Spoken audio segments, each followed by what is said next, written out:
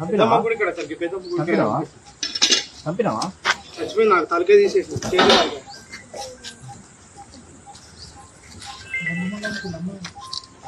పెద్దమ్మ ఎక్కడ అది పెద్దమ్మ గుడికాడ. Welcome to Sasi TV, this is Pavan. So Sircilla జిల్లా చందుర్తిలో అయితే దారుణం చోటు చేసుకుంది. సో సిరిసిల్ల జిల్లాలోని చందుర్తి మండలంలో అంటే పెద్దమ్మ వరుస అయ్యే ఒక మహిళని అతి దారుణంగా వేట కొడవలతో తలకాయ నరికేసి చంపడం జరిగింది. అది కూడా నడి రోడ్డు మీద పెద్దమ్మ గుడి దగ్గర. అసలు ఏం జరిగింది, వీళ్ళకి ఏంటి గొడవ అని చెప్పేసి వివరాల్లోకి వెళ్తే ఏమైందంటే, బొల్లు మల్లవ్వ, ఆమె పేరు, చనిపోయిన ఆమె పేరు బొల్లు మల్లవ్వ.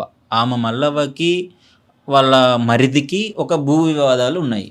ఎన్నోసార్లు తెలుసు కదా ఊర్లో భూ వివాదాలు అంటే ఏ విధంగా ఉంటుందో. అది ఒక కొలిక్కి రాదు, పంచాయతీలు పెట్టి పెట్టి పెట్టి పెట్టి అది ఆ విధంగా వెళ్తూనే ఉంటుంది. సో భూ వివాదం అంటే జనరల్గానే అసలు చాలా రిస్క్. అది చాలామంది కొట్టుకొని చచ్చిన దాఖలాలు కూడా ఉన్నాయి. అదేవిధంగా ఈ మల్లవ్వ వాళ్ళ మరిదికి ఒక భూ వివాదం అయితే ఉంది. ఎన్నోసార్లు పెద్ద మనుషుల మధ్య పెట్టారు. అది ఎన్నిసార్లు పంచాయతీ పెట్టినా అది తేలే విధంగా అయితే లేదు. సో అందుకని చెప్పేసి ఆ మల్లవ్వ ఏం చేసిందంటే పోలీస్ స్టేషన్కి అయితే వెళ్ళింది.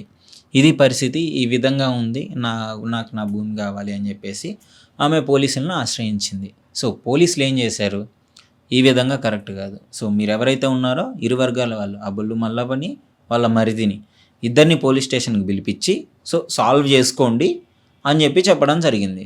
సో అట్లా చెప్పిన తర్వాత మరిది ఉన్నాడు కదా, వాళ్ళ మరిది కొడుకు మనోజ్, పెద్దమ్మ వరుస అవుతుందంటే మరిది కొడుకు ఏం చేశాడు, ఆమె పొలం పనికి వెళ్ళి వస్తుంటే ఒకరోజు నిన్న పొలం పనికి వెళ్ళి వస్తుంటే పెద్దమ్మ గుడి దగ్గర కాపు కాసాడు. సో రాగానే నడి రోడ్డు మీద వేట కొడవలతో తలకాయ నరికి చంపడం జరిగింది.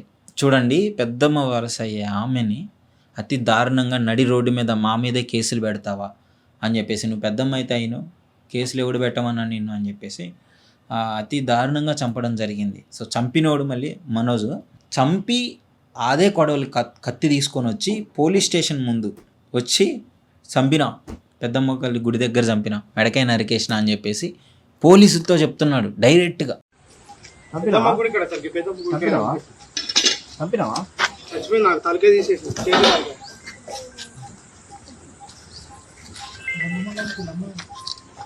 పెద్దమ్మ ఎక్కడ అది పెద్దమ్మ గుడికాడ.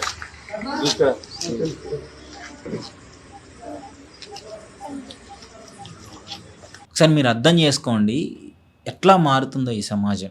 బంధాలకి బంధుత్వాలకి అస్సలు విలువ లేకుండా అయిపోయింది. డబ్బు పిచ్చితో ఏం చేస్తున్నారో కూడా అర్థం కావట్లేదు. చిన్న భూ వివాదం మాట్లాడుకుంటే సెటిల్ అయ్యే భూ వివాదం, అది ఎవరికి చెందాలి, నాకు కావాలి అని చెప్పేసి ఇద్దరు కసి పెంచుకొని, పాపం 60 ఏళ్ళ ముసలామె, ఆమెకి ఎవరు సపోర్ట్ లేరు. అతి దారుణంగా మరిది కొడుకే వచ్చి ఈ విధంగా చంపడం. పెద్దమ్మ వరుస అంటే అమ్మ తర్వాత అమ్మ లాంటిది, సొంత అమ్మనే చంపుతున్నారులే ఈ రోజుల్లో. అమ్మ లాంటి అమ్మని చంపడంలో ఆశ్చర్యపోవాల్సిన అవసరం లేదు. కానీ అంటే ఈ విధంగా చేసి పోలీస్ స్టేషన్కి వెళ్ళి లొంగిపోయాడు. వాడి ధైర్యం ఏంది, ఎంతో కొంత చదువుకొనే ఉంటాడు నాకు తెలిసి. పోలీసులు లొంగిపోతే ఏం శిక్ష పడదు, శిక్ష తగ్గిస్తారు, మంచిగా జైల్లో కూర్చోబెట్టి మేపుతారు అనే విధంగా మనోడి కాన్సెప్ట్ ఉంది. డైరెక్ట్గా చెప్తున్నాడు పోలీసు వాడికి, చంపినా సార్ ఇక్కడే పెద్దమ్మ గుడి దగ్గర చంపినా. ఎక్కడరా అంటే పెద్దమ్మ గుడి దగ్గర. అసలు ఒక మనిషిని చంపినా అన్న పశ్చాత్తాపం కూడా లేదు. సరే సొంత మనిషిని పక్కన పెట్టి ఒక మనిషి ప్రాణం పోయింది, అది నా వల్లే పోయింది, నడి రోడ్డు మీద నడికేసిన అనే ఆ పశ్చాత్తాపం లేదు. నేనే చంపినా అని అదేదో గర్వంగా గోల్డ్ మెడల్ సాధించినప్పుడు చెప్తున్నాడు అతను. సో ఇలాంటి వాళ్ళకి ఎలాంటి శిక్షలు పడాలంటారు?